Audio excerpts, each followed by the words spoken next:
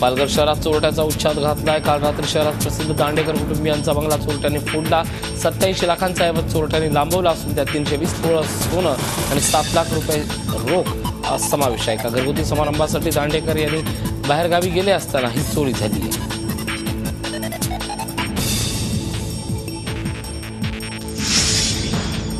दहशतवाद्यांच्या हिट लिस्टवर असलेल्या नागपुरातील राष्ट्रीय स्वयंसेवक संघाच्या मुख्यालयाला लागून असलेल्या मंदिरात चोरी झाली आहे। या हाय सिक्युरिटी झोनमध्ये संघ मुख्यालयाच्या सुरक्षा भिंतीला लागूनच असलेल्या श्री हनुमान मंदिरात रात्री एका चोरट्यानं आत प्रवेश करून चोरी केली। एवढ्यावरच तो चोर थांबला नाही तर तेथून सुमारे 50 मीटरवर असलेल्या आणखी एका मंदिरात दानपेटी फोडून काही रक्कम देखील चोरली गेली आहे। चोरी फार मोठी नसली तरी सुरक्षा व्यवस्थेच्या डोळ्यात झणझणीत अंजन घालणारी।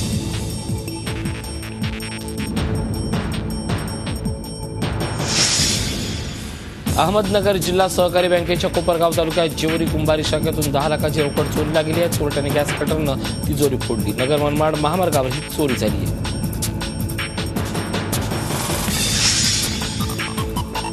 सिंधुदुर्ग जिल्ह्यात कुडाळ तालुक्यात नेरुळपार नाका येथे एका 23 वर्षीय तरुणाची निर्गुण हत्या करण्यात आली आहे। जगदीश चव्हाण असं या तरुणाचं नाव असून प्रेमसंबंधाच्या वादातून तरुणाला लोखंडी पाईपनं मारहाण करण्यात आली। या मारहाणीत जगदीशचा मृत्यू झालाय। मारहाण करणारे दोघे संशयित आता फरार झाले। ते दोघे वाळू व्यावसायिक असल्याचं सांगण्यात येत आहे। या प्रकरणी कुडाळ पोलिसात गुन्हा दाखल करण्यात आला आहे। या हत्येच्या पार्श्वभूमीवर कुडाळ पोलीस स्थानकात चव्हाण कुटुंबियांच्या नातेवाईकांनी घेराव घातला। यांना मेलद्वारे जीव मारण्याची धमकी आली होती। या धमकीचा निषेध करण्यासाठी पुण्यात सर्व पक्षांनी दहशतवाद निषेध रॅली काढली होती। बालगंधर्व रंगमंदिराच्या चौकातून या रॅलीला सुरुवात करण्यात आली। रॅलीमध्ये भाजपचे आमदार माधुरी मिसाळ, मनसेचे नगरसेवक रवींद्र धंगेकर, आमदार जगदीश मुळे, शिवसेनेचे शहराध्यक्ष विनय निमाण, काँग्रेसचे माजी आमदार मोहन जोशी आणि इतर पदाधिकारी उपस्थित होते। पिंपरीत भरलेल्या 89व्या अखिल भारतीय मराठी साहित्य संमेलनाचा आज समारोप होतोय। अध्यक्षांच्या निवडीपासूनच वादाच्या भोवऱ्यात सापडलेल्या संमेलनात आजच्या शेवटच्या दिवशी इंग्रजीतल्या बेस्ट सेलिंग पुस्तकाचे लेखक चेतन भगत यांची प्रकट मुलाखत हा उत्सुकतेचा विषय ठरला। तर संध्याकाळी समारोपाच्या कार्यक्रमाला केंद्रीय परिवहन मंत्री नितीन गडकरी, राज्याचे सांस्कृतिक कार्यमंत्री विनोद तावडे आणि ज्येष्ठ गीतकार आणि लेखक जावेद अख्तर उपस्थित असणार आहेत।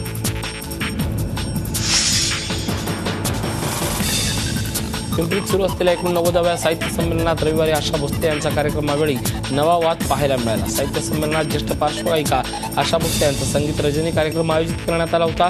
यावेळी आशाताईंच्या गाण्याचा कार्यक्रम सुरू होता तेव्हा या कार्यक्रमाचं शूटिंग होत असल्याचं आशाताईंना सांगण्यात आलं। त्यानंतर आशा भोसलेंनी तातडीनं गाणं थांबवलं आणि थेट कार्यक्रमातून त्या बाहेर पडल्या। कॉपीराईट्स असलेल्या गाण्याचं आयोजकांशिवाय कुठल्याही खासगी माध्यमांनी चित्रीकरण करू नये अशी भूमिका आशाताईंनी घेतली। त्यामुळे या आक्षेपानंतर चित्रीकरण थांबवल्यानंतर पुन्हा कार्यक्रम सुरू करण्यात आला।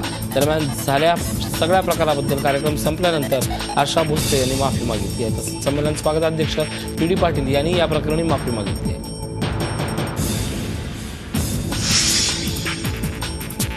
मराठी टायगर्स हा मराठी चित्रपट दाखवण्यास कन्नडिगांनी विरोध केलाय। त्यामुळे आता शिवसेनेचे पक्षप्रमुख उद्धव ठाकरेंनी शिवसैनिकांना चित्रपटाच्या चमू सुरक्षा देण्याचा आदेश दिलाय। मराठी टायगर्स या चित्रपटाच्या प्रमोशनसाठी चित्रपटाचा चमू आज बेळगावला जातोय।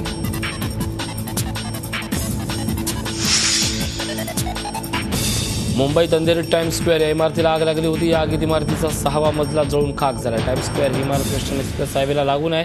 अग्निशमन दलाच्या परिश्रमानंतर ही आग विझवण्यात आली। आगीत कोणतीही जीवितहानी झाली नसल्याची माहिती मिळते।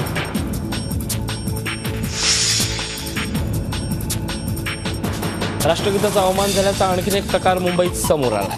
अंधेरीतल्या एका सिनेमागृहात बिग बॉस 8चे स्पर्धक कशिश खान आणि भोजपुरी अभिनेत्री तृषा खंडेलवालवर राष्ट्रगीताचा अवमान केल्याचा आरोप करण्यात आला आहे। मुंबई काँग्रेसच्या महिला अध्यक्ष शीतल म्हात्रे यांनी आरोप केलाय।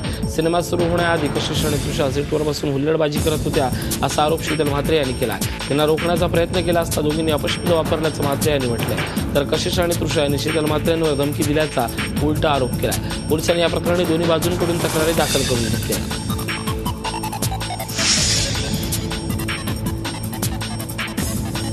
सातारा जिल्ह्यातल्या कराड तालुक्यातील पालीत काढण्यात येणारी खंडोबाची मिरवणूक यंदापासून हत्तीऐवजी रथातून काढण्यात येणार आहे। गेल्या अनेक वर्षापासून हत्तीवरून खंडोबाची मिरवणूक काढली जाते। मात्र गेल्या वर्षी याच मिरवणुकीत हत्ती बिथरला त्यावेळी झालेल्या चेंगराचेंगरीत एका महिलेचा मृत्यू झाला होता। याचीच दखल घेत त्यावेळी पोलीस आणि जिल्हाधिकाऱ्यांनी हत्तीवरून मिरवणूक काढण्यास मनाई केली। काही देवस्थानांनी ही गोष्ट मान्य केली आहे। यावेळी रथातून मिरवणूक काढण्यात येणार आहे। भाजप प्रदेशाध्यक्ष रावसाहेब दानवे यांनी नागपुरात केंद्रीय मंत्री नितीन गडकरी यांची भेट घेतली। भाजप प्रदेशाध्यक्षांची आज निवड होणार आहे। दानवे यांनाच पुन्हा संधी दिली जाईल अशी चर्चा आहे। त्याच पार्श्वभूमीवर दानवे यांनी गडकरी यांची भेट घेतली, मात्र स्वतःच्या दुसऱ्या इनिंगबद्दल त्यांनी मौन बाळगलं।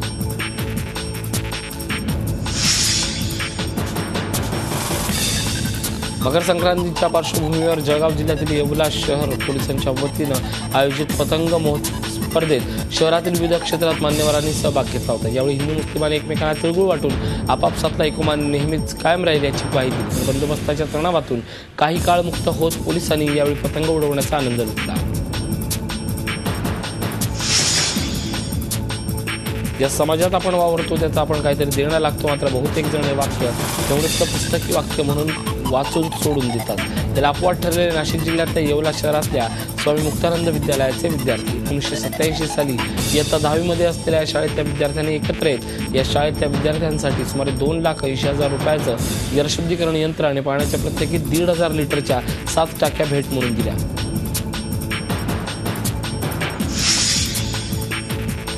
दुष्काळग्रस्त विद्यार्थ्यांच्या फी माफीसह विविध मागण्यांसाठी पुणे विद्यापीठातील विद्यार्थ्यांनी कुलगुरू कार्यालयावर मोर्चा काढला। यावेळी दुष्काळग्रस्त विद्यार्थी कृती समितीतर्फे कुलगुरूंना निवेदन देण्यात आले।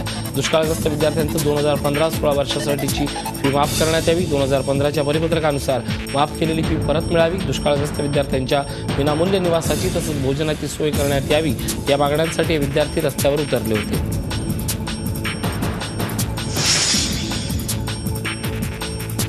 सातारा जिल्हा मध्यवर्ती सहकारी बँकेचे संचालक आणि काँग्रेसचे आमदार जयकुमार गोरे यांनी बँकेच्या कारभाराविरोधात उपोषण करण्याचा पवित्रा घेतला आहे। राष्ट्रवादीची सत्ता असलेल्या बँकेत एकमेव विरोधी संचालक असलेले गोरे यांना संचालक पदाचा अधिकार मिळत नसल्यानं त्यांनी बँकेच्या आवारातील यशवंतराव चव्हाण यांच्या पुतळ्यासमोर उपोषण करण्याचा पवित्रा घेतला आहे। त्यांच्या आंदोलनाला पाठिंबा देण्यासाठी जिल्ह्यातून हजारो शेतकरी उपस्थित होते।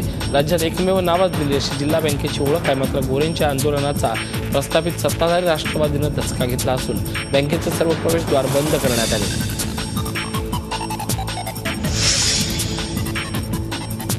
मराठा आरक्षण लागू करावं यासाठी महाराष्ट्रातील विद्यार्थ्यांनी दिल्लीतील जंतर मंतर येथे उपोषण सुरू केलं आहे। या उपोषणात सहभागी झालेल्या 3 ते 4 विद्यार्थ्यांची प्रकृती आता चिंताजनक बनते आहे। काही विद्यार्थी सरकारकडे निषेध व्यक्त करण्यासाठी बाईक करून महाराष्ट्रातून दिल्लीत आले आहेत। इतकंच नाही तर महाराष्ट्रभर हे सर्व विद्यार्थी आंदोलन करणार आहेत।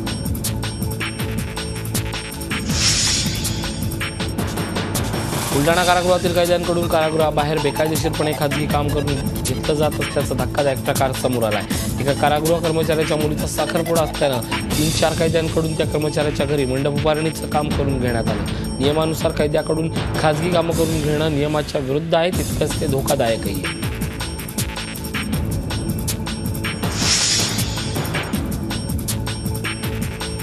सांगली जिल्ह्यातील महिलांनी पुरोगामी निर्णय घेतला आहे। विधवांच्या कपाळी हळद कुंकू लावून तसंच त्यांची ओटी भरून त्यांना पुन्हा एकदा सुवासिनी असल्याचा आनंद दिला आहे। विधवा झाल्यामुळे स्वतःच्या मुलामुलींच्या लग्नात देखील परक्याची वागणूक मिळत असल्याची खंत अनेक विधवा महिला व्यक्त करतात आणि म्हणूनच विधवा विकास प्रतिष्ठान आणि मैत्रीण संघटनेनं विधवा महिला जागर मेळाव्याचं आयोजन केलं होतं।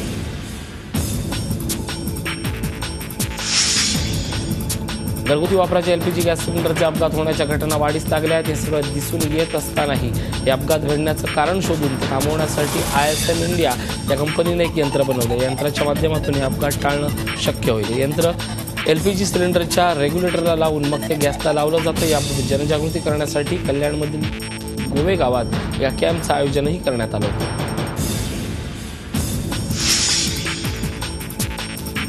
जबरदस्त लोकाश्रय लाभलेली नाट्यभूमी म्हणजे विदर्भातील झाडीपट्टी। मोठ्या शहरात लोक नाटकाला बोलावून येत नाहीत, मात्र एकाच झाडीपट्टीत एकाच दिवशी एकाच गावात 12 नाटकं सादर होतात, त्यालाही उदंड प्रतिसाद मिळतो। पृथ्वी थिएटरच्या संजना कपूर यांनी झाडीपट्टीत जाऊन तिथले नाट्य वेळात अनुभवलंय।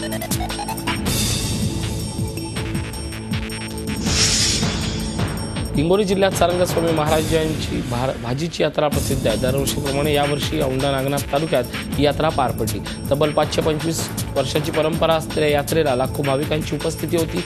या यात्रेचं मुख्य वैशिष्ट्य म्हणजे इथं विविध प्रकारच्या कच्च्या भाज्या एकत्र करून त्याचा महाप्रसाद वाटला जातो।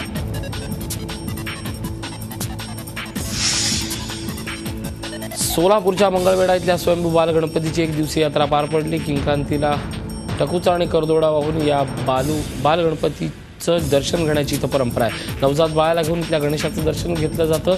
दर्शनानंतर बालगणपतीला चिमुरड्याची ही आंघोळ घातली जाते। नदीत भरणाऱ्या यात्रेत सुमारे 1 लाख भाविक सहभागी झाले होते।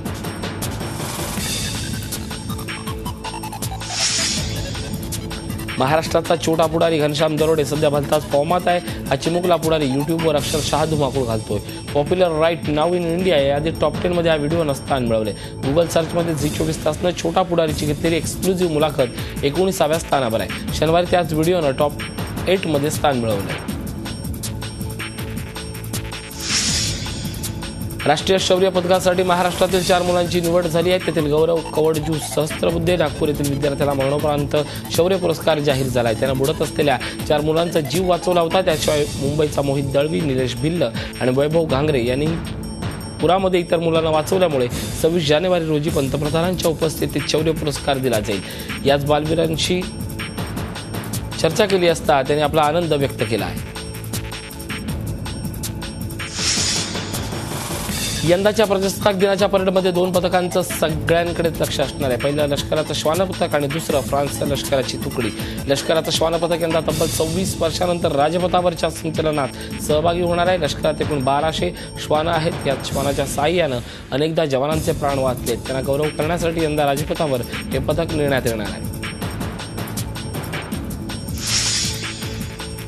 यंदा फ्रान्सचे राष्ट्राध्यक्ष फ्रान्सवा ओलाद प्रजासत्ताक दिनाचे प्रमुख अतिथी आहेत। त्यामुळे त्यांच्या उपस्थितीत फ्रेंच लष्कराची एक तुकडी यात संचलनात सामील होणार आहे। प्रजासत्ताक दिनाच्या इतिहासात प्रथमच एखादी परदेशी लष्कराची तुकडी संचलनात सामील होणार आहे। फ्रान्स आणि भारत दोन्ही लष्कराच्या तुकड्या सध्या दहशतवाद विरोधी कारवायासाठी राजस्थानात अभ्यास करतायत। त्यापैकी फ्रेंच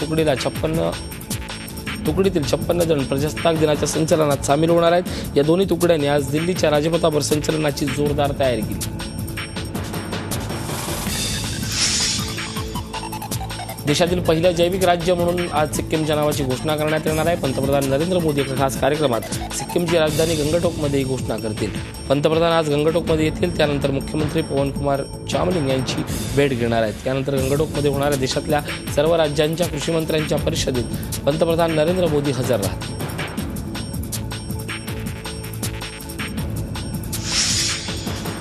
हैदराबाद विद्यापीठातून निलंबित करण्यात आलेल्या दलित विद्यार्थ्यांना हॉस्टेलमध्ये गळफास लावून आत्महत्या केली आहे। रोहित वेमुला असे विद्यार्थ्याचं नाव आहे। या घटनेचे पडसाद देशभर उमटू लागले। विद्यापीठ प्रशासनाचा निषेध करत 200 विद्यार्थ्यांनी विद्यापीठाच्या आवारात आंदोलन सुरू केलं। रोहित आंध्र प्रदेशातल्या गुंटूर असून गेल्या 2 वर्षापासून तो हैदराबाद विद्यापीठातून समाजशास्त्र विषयात PhD करत होता। 12 वर्षापूर्वी रोहित आणि अन्य 4 विद्यार्थ्यांवर विद्यापीठ प्रशासनानं निलंबनाची कारवाई केली होती।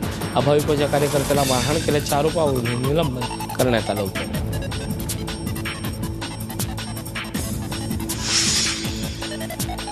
शास्त्रज्ञांनी अंतराळ तंत्रज्ञानाला नवी उंची गाठून दिली। आंतरराष्ट्रीय अंतराळातल्या संशोधन केंद्रावर पहिलं पूल उमललंय। मार्च 2015 पासून हे पूल नासानं उमलावं म्हणून नासाच्या अंतराळातील स्पेस स्टेशनवर काम करणारे शास्त्रज्ञ काम करत होते।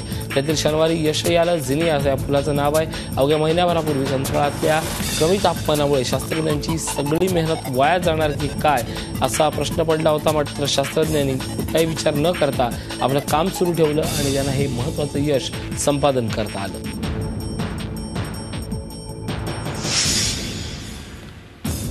रशियातील दिर्श ओझोर या शहरात इस्लामिक स्टेट या दहशतवादी संघटनेनं 300 लोकांची हत्या केली आहे। हत्या करण्यात आलेल्यांमध्ये वृद्ध, महिला आणि लहान मुलांचा अधिक समावेश आहे। अर्थात ISIS संघटनेनं 400हून अधिक लोकांचं अपहरण देखील केलं आहे। अफगाणिस्तानातील जलालाबाद इथं झालेल्या बॉम्बस्फोटात 13 नागरिक जिवंत मारले गेले आहेत असून 20 जण जखमी झालेत। तर राजधानी काबूल इथं इटलीच्या दूतावासावर रॉकेटनं हल्ला करण्यात आला होता। हा हल्ला अफगाण आणि इंटरनॅशनल डेलिगेशनची तालिबानसमोर होणाऱ्या शांतता चर्चेच्या पूर्वी केला गेला आहे। तैवानची पहिली महिला राष्ट्रपती साई इंग-वेननं चीनला निर्वाणाचा इशारा दिला आहे। चीननं जर आपली रणनीती सोडली नाही तर दोन्ही देशातील संबंध अधिक खराब होतील असं चीननं म्हटलं आहे।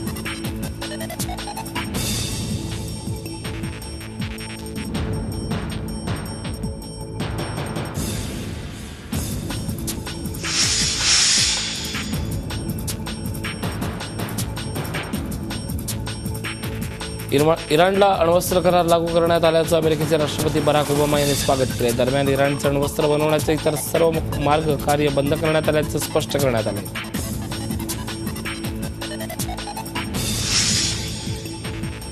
इराणमध्ये अटकेत असलेल्या 5 अमेरिकन नागरिकांना सोडून देण्यात आल्यानंतर अमेरिकी राष्ट्रपती बराक ओबामा यांनी अमेरिकन तुरुंगात असलेल्या 7 इराणी नागरिकांबाबत नरमाईची भूमिका घेण्याचे आदेश दिले आहेत. काही लोकांच्या दहशतवादी कारवायांनी त्रस्त असलेल्या सिरियातील स्थलांतरित नागरिकांनी जर्मनीतील कोलोन शहरात एक मोर्चा काढला होता. या सिरियाविरुद्ध sexism and we respect the values of Germany अशी पोस्टर्स या मार्चमध्ये झळकवण्यात आली. या पोस्टर्सद्वारे प्रत्येक सोशल नागरिकांनी दहशतवाद नाही हे सांगण्याचा प्रयत्न केला.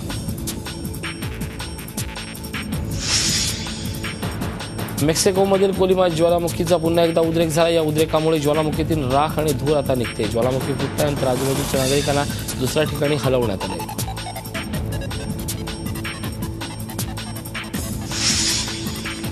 मोठ्या प्रमाणात बर्फवर्षाव आणि वेगवान हवेमुळे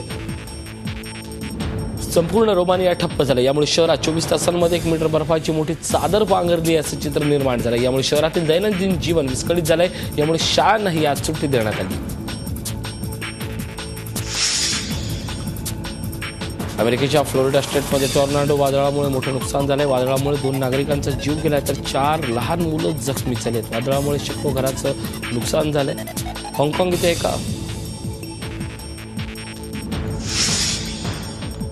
हाँगकाँग इथे एका डॉग योग सेशनचं आयोजन आपल्या मालकासमेत योगा केला.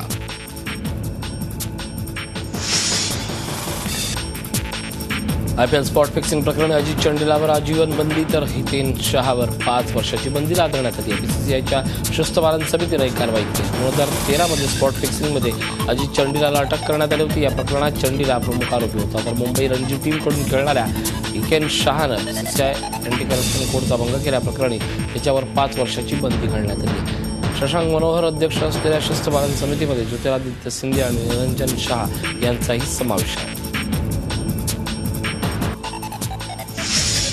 अभिनेता नवाजुद्दीन सिद्दीकी वर्सोवा पोलीस स्टेशनमध्ये हजर झाला आहे. नवाजुद्दीन विरोधात गुन्हा दाखल झाला होता. एका महिलेच्या तक्रारीनंतर कलम 356 अन्वये गुन्हा दाखल करण्यात आला आहे. सोसायटीत पार्किंगवरून नवाज आणि महिलेत वाद झाला आणि नवाजनं अपशब्द वापरल्याची महिलेनं पोलिसांकडे तक्रार केली आणि त्या आधारे वर्सोवा पोलीस स्टेशनमध्ये गुन्हा दाखल करण्यात आला.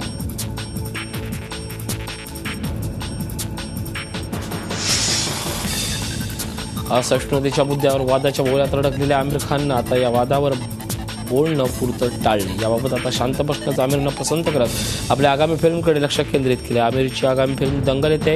यात आमिर एका पहलवानाच्या भूमिकेत दिसणार आहे. यासाठी आमिरनं प्रत्येक फिल्मला जसा नवा लुक दिलाय तीच परंपरा पुढे सुरू ठेवत आमिरनं एका नव्या लुकमध्ये दंगलमध्ये त्याने काम केले. झी 24 तास रहा एक पाऊल पुढे.